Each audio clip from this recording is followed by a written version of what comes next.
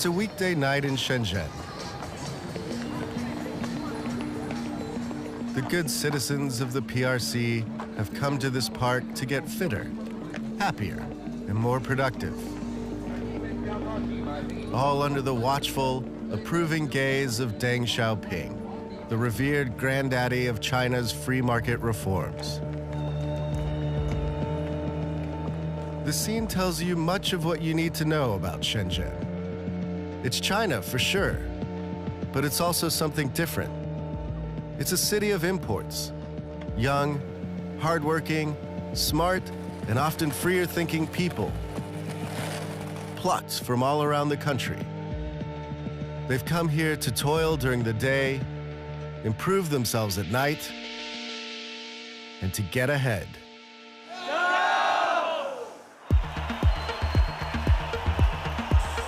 It's ambition that is the lifeblood of Shenzhen.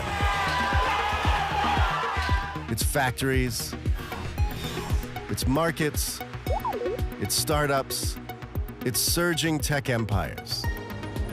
And it's stuff like this, an orgiastic explosion of LEDs that are the greener and, of course, more futuristic version of fireworks.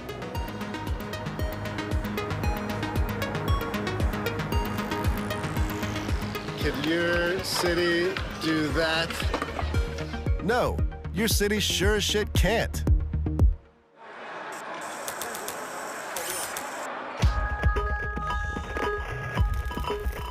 But here's the story of why Shenzhen can, and why everyone, especially the folks in Silicon Valley, should be aware and probably a little frightened of what's coming for them.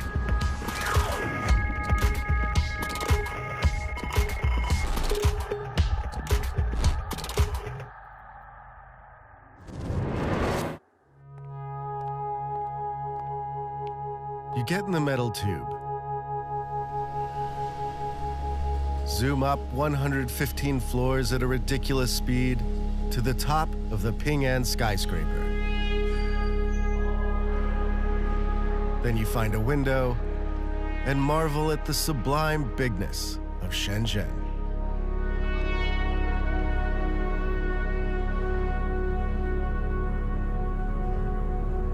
"40 years ago, all this was farmland and dirt roads. A minor hub for rural goods trading just across the border from Hong Kong.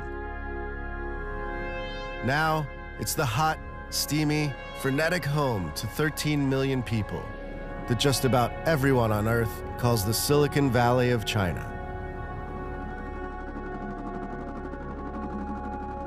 Everything here moves at what's known as Shenzhen speed. It's a phrase that describes an unyielding pace of change, and I came here to feel it firsthand.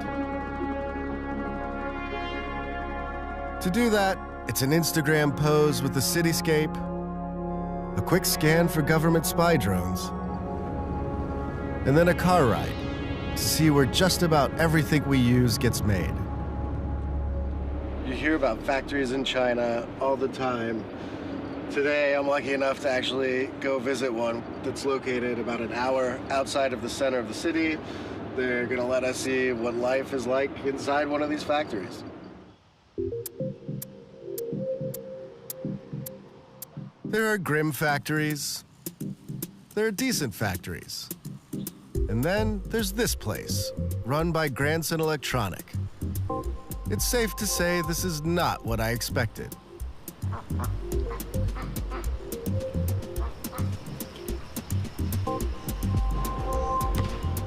The plush surroundings are intended to make customers from all parts of the world feel comfortable. But inside, it's more like you'd expect. Dozens of workers moving at Shenzhen speed, making fancy headphones for an Australian company called Neura. How did you guys end up in Shenzhen? I guess that's the thing to do these days. Yeah. Shenzhen's known as a place that people come to make things. Yep. You don't come here to mess around. You come here to get things done. They have the supply chain here, a supplier that can make any component of the headphones you need.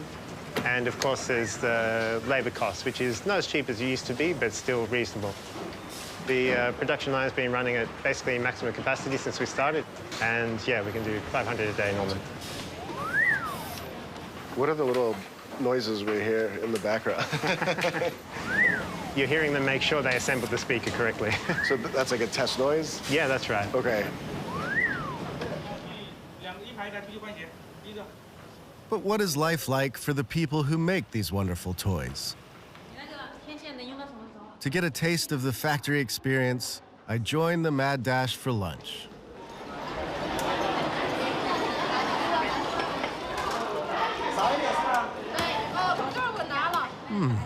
Cafeteria food. Nice to meet you. Nice to meet you. How are you? Good. How's the food? Okay. It's good. How long have you worked here? 2 years. Okay. It's tough to say anything terribly new about the life of the Chinese factory worker. Most of these people have come from China's hinterlands, often leaving their families behind in their rural hometowns. They'll spend about 2 years on average in Shenzhen, busting their butts working overtime to save up as much money as they can. Is it a step up from hardscrabble subsistence farming? Probably. Are there still safety nets? Yep. But I can tell you one major lifestyle advantage the Chinese have over us Guilos. When we first started working here, after lunch, we couldn't really get anyone's attention. Eventually, we cottoned on. Everyone's just sleeping at that time of day. That said, we embraced it very quickly. What is your preferred sleeping apparatus? I'm pretty Spartan, so either on the desk or under the desk with a bit of bubble wrap for a pillow. Trust me, it's good.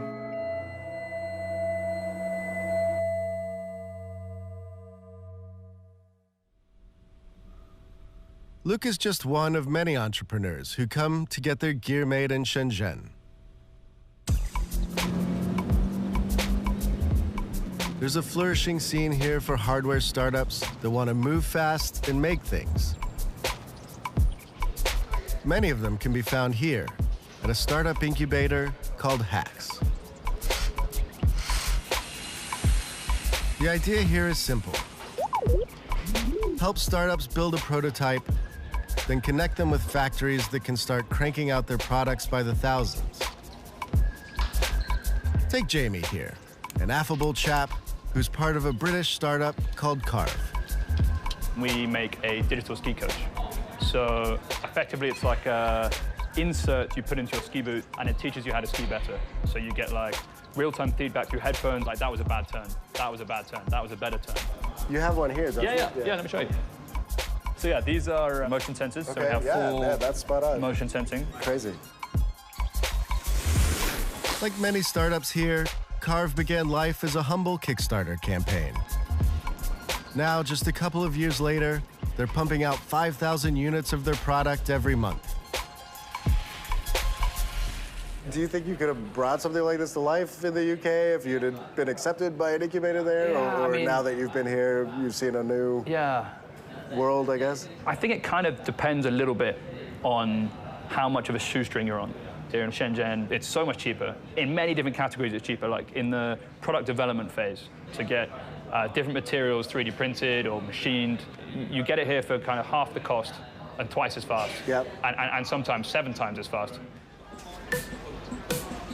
To get a feel for that high-speed energy, I hop across the street with Jamie to the famed Huaqiangbei markets. Yeah, so this is the biggest electronics market in the world, probably. They're an important resource for the young entrepreneurs here, and a fantastic place to get your senses overloaded. Such a hive of activity in here. It's crazy. Oh man, it's great. So this is the energy, right? You just walk through the market, it's like bang. Yeah. You know, like, okay. This is where factories have come to display their wares to potential buyers, who is me and a lot of the other people here. Kind of a storefront for factories. Okay. And if I make like smartphones or TVs or anything like that, I kind of come here to see the latest and greatest stuff. Exactly. You want to find a manufacturer, you come to Huaqiangbei. It's also a great place to find that missing part for your prototype, which is why you run into other crews from hacks roaming the aisles. Buying some screws? Springs. Buying some springs. Have you tried, there's a spring woman out the front as well if you want one. Just on the left as you go out. I used to have a guy just there, but he doesn't want to sell them anymore. The fact that I can get a component in like an hour is like absolutely phenomenal. That is Shenzhen speed. Yeah. That's why we're here.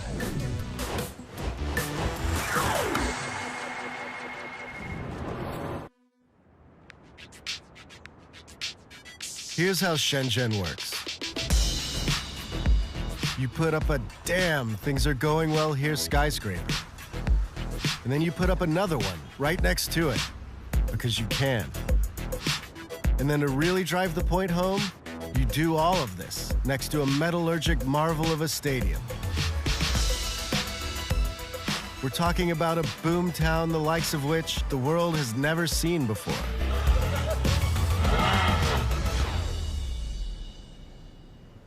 And things are just getting started. Because inside the big stadium is the real action.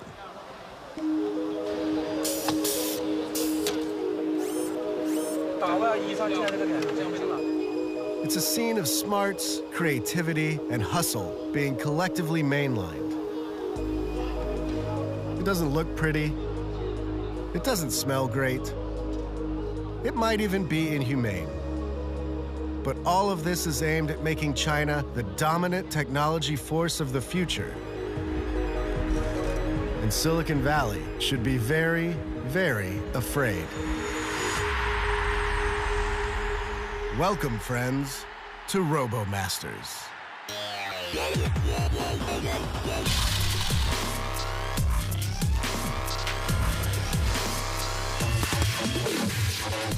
This is a robotics competition that draws in hundreds of engineering students from around the world. As you'll soon see, I don't really understand the intricacies of the game. But the gist is that you build some robots, choosing from 6 different types, like the engineer, which heals other bots, or the hero, which does extra damage. Then you put them in a stadium and have them fire plastic bullets at each other to score points. It's fun for the whole family, if your family is a bunch of insanely competitive gearheads. They're shooting. Be careful, they're shooting. Okay. Oh, shoot. It's got a gun on me.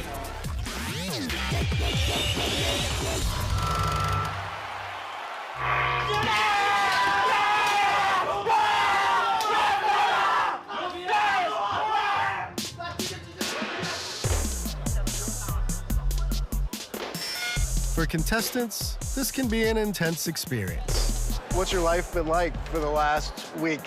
The average sleeping time is like 3 or 4 hours. How do you do it every day and keep doing that for weeks? It's crazy. Drinking Red Bull. Drinking Red Bull.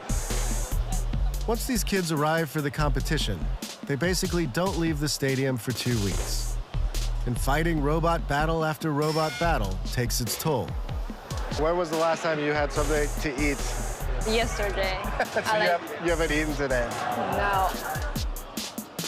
But it's all worth it, because the reward, if you're lucky, is a job at DJI, the sponsors of the competition and the world's top maker of drones. If you're a talented young roboticist, coming here to Shenzhen to work at DJI is the dream. So the stakes are high. How are you doing? Are you guys winning? I hope so.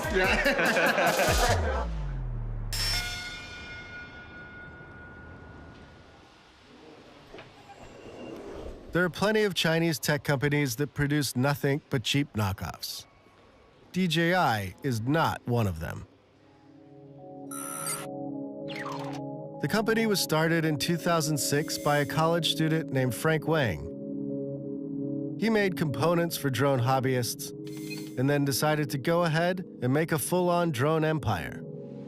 I think the core value of DJI is we're always trying to innovate something new. For example, when we create a drone, there are actually no flying camera. We created this concept of flying camera. That's basically true.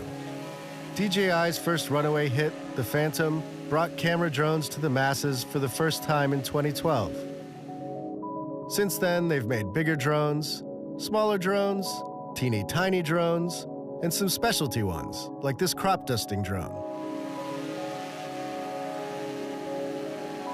All its products have sold well. Most of its major competitors have flown away in tears. The company rakes in billions of dollars a year and has thousands of employees all over the world. And now, they want to pay it forward. Our founder, after DJI become a little bit successful. Yeah, a little bit. Yeah, he started to think that it's time to host his own robotics competition.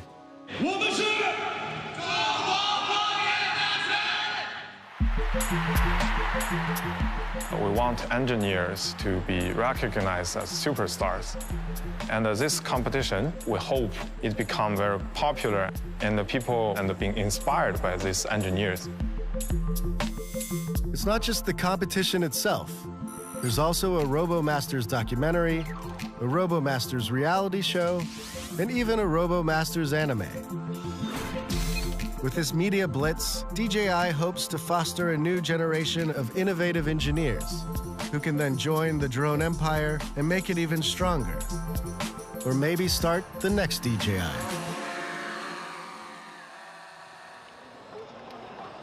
In other words, what we have here is less of a friendly little robot fest and more of a plan for world domination.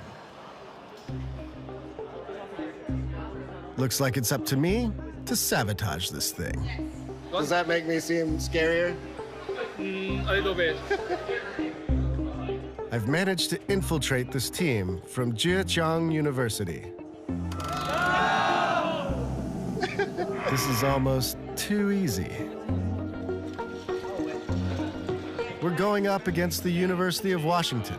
1, 2, 3, go! Chinese teams usually destroy American ones, but my incompetence should even up the odds. You guys don't shoot me, okay? Okay. We can't shoot. We'll do our best. I'm number one. I'm number one. I'm boxing. I'm number 4. Please welcome RoboMaster. Oh yeah.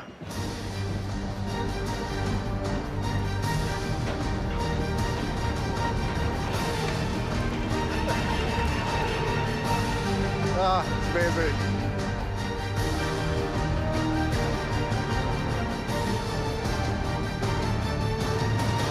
Prepare your teams. Let the robo slaughter begin.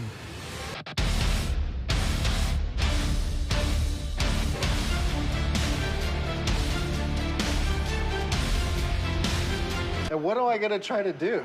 Where am I going after the game starts? Okay, I need to go out now. Don't leave me!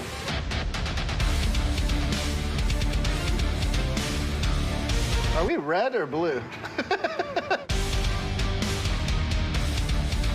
Are we winning?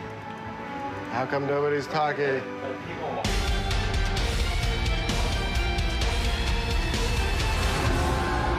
Did we win? Yes. We won. I knew it. I couldn't really tell what was happening. Was it close? No. No? So we kicked your ass. Yeah, you guys smashed us. Okay. Thank you. Thank you. It was an honor. It was an honor to play with you guys. That was fun. Thank you.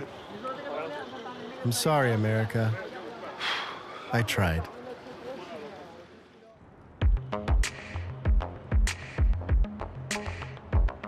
A few days later, I returned to the stadium to witness the final round of competition.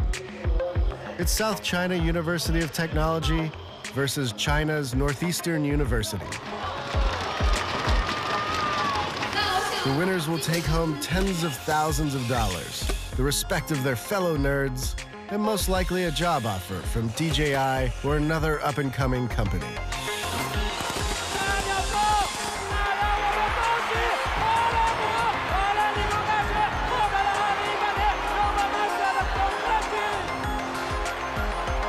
Ladies and gentlemen, I present to you the future drone makers of the PRC.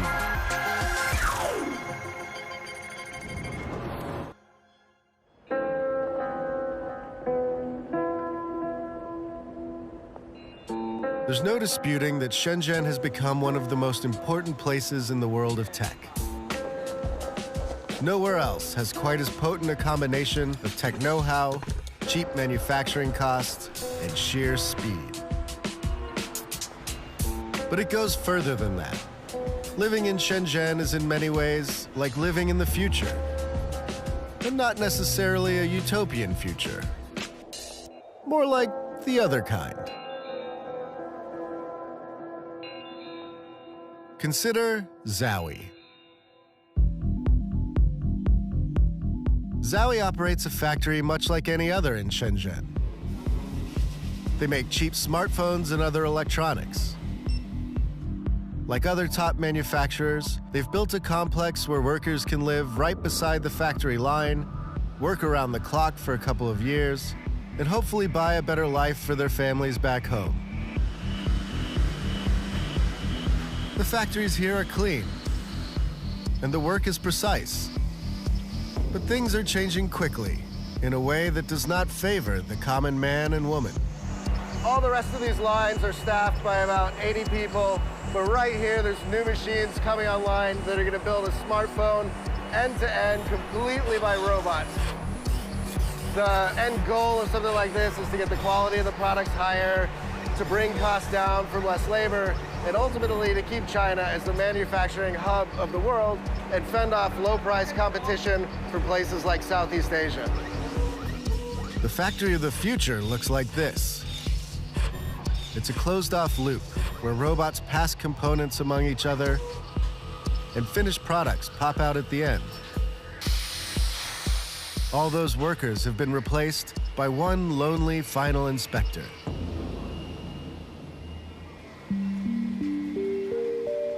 It's a strong sign that the future of Shenzhen is less for these guys and more for these guys. Zowie actually builds these automation machines itself. Behind me are some of China's best and brightest engineers, hard at work building the machines you see out on the floor today and the ones that are coming tomorrow that are going to automate the entire factory line. Nowhere will face more turmoil than Shenzhen as the robots rise and send millions of workers to the unemployment line. But it's not just the working class that's facing a dark future. There are dystopian innovations that seem to touch every facet of life here. I ran into one example of this while attempting to rehydrate.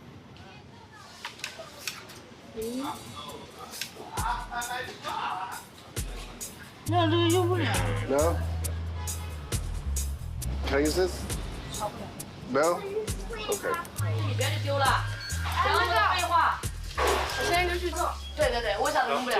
Does it work? No. Okay. After some investigation, I discover what's going on here, and it has to do with these things. QR codes. You know the drill. You scan the code, and something pops up on your phone, like a promotion or discount. America laughed these things off years ago, but here, they run the entire economy. Cash and credit cards are history. Instead, you scan QR codes to pay for everything. Restaurants, groceries, even buskers. On the surface, this is all good. It's the easy, convenient mobile payment system of the future. But there's also a dark side. The Chinese government can peer into the two dominant payment systems, Alipay and WeChat, as it sees fit. It's already started tracking behavior as part of a plan to rank citizens and measure how good and obedient they are. The tech revolution may have brought prosperity to Shenzhen, but it's also brought more and more insidious intrusions into people's lives. To dig deeper into life under the Chinese deep state, I've assembled a team of extraordinary foreigners who work at tech startups in Shenzhen. Hopefully a few beers will encourage them to open up about their thought crimes. Living in a very tightly regulated communist country, does that bother you, or you don't care? Like the presumption, at least that I got before I came from Australia, you're sort of like moving into sort of like a militarized state kind of thing. Like things are gonna be really intense. But like, you take a beer, you just like walk down the road, hang out in the park, fine. Yeah. Do that back in my hometown, Australia, like straight to the cop house. Yeah. Like, But then play spike ball on the grass, and then all of a sudden, the cops come and stop you. Well, you jaywalked and you had facial recognition. The craziest thing, I actually got this. Yeah, so I was jaywalking in Nanshan, and all of a sudden I got a fine to my WeChat. Was it instant? It was about 20 seconds after, I guess. And I had money in my balance, it just went straight out. And this is just the most incredible thing. You didn't even, it just came straight out. Didn't even authorize and it. That was incredible. That's crazy. It's true. Try to jaywalk in certain parts of Shenzhen, and the government's facial recognition will spot you. There's even a board of shame showing the faces of recent offenders. I'm surprised and very, very worried that they have your face in the facial recognition. They have everyone's, though. I mean, when you get across the border, they take that picture. Yeah, exactly. Yeah, so it's all in the system. They know where you are. That's scary. It gets even scarier, because Big Brother is watching what you do online, too. Most of the websites we know and love are blocked in China, replaced with Chinese equivalents that the government can monitor, a sort of mirror universe internet. I asked my friend Diane, a Shenzhen native, to help break this down. Appropriately enough, she took me to this restaurant staffed entirely by robots. That's some gnarly looking chicken. Is that chicken? Robot food. I wanted you to help me out with one thing. So if I sort of call out a U.S. tech company, can you tell me the Chinese equivalent? Because, you know, you can't get Instagram or anything here, so let's do a few. So Google would be Baidu, right. And Amazon. It's like both JD.com and also Taobao. Okay, yeah. and YouTube? Youku, iQIYI. Facebook? Facebook, we have WeChat. WeChat, yeah. Do you feel like you're in a different universe? All the online stuff is such a big part of all our lives, and it seems like China has created its own world. Yeah, that's definitely like that. But like I said, for like Instagram, I was surprised to see even Instagram got banned from China, but all the young people, they're there. Still go. Yeah. It turns out it is possible to access the freedom-loving internet here via what's called a VPN, an alternate internet connection that bypasses the government's blocks. And you don't get in trouble if they see that you're on the VPN all the time? For personal use, I don't think that's like a big deal. Okay. Yeah. A feature will be interesting for how the different world like collaborating together. Yeah, and then definitely the young generation, they're not like just, oh, I'm satisfied, just kind of stay inside. Okay. Yeah, they're more curious.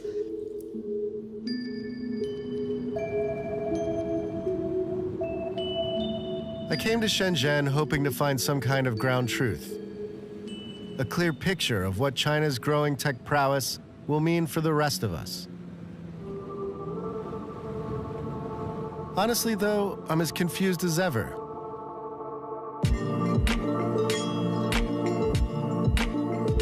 This city is full of energy, desire, and creativity.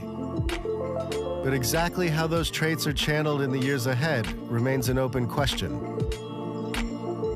My hope is that the best parts of our human nature get a chance to thrive, and that 1984 can wait a few more decades to arrive.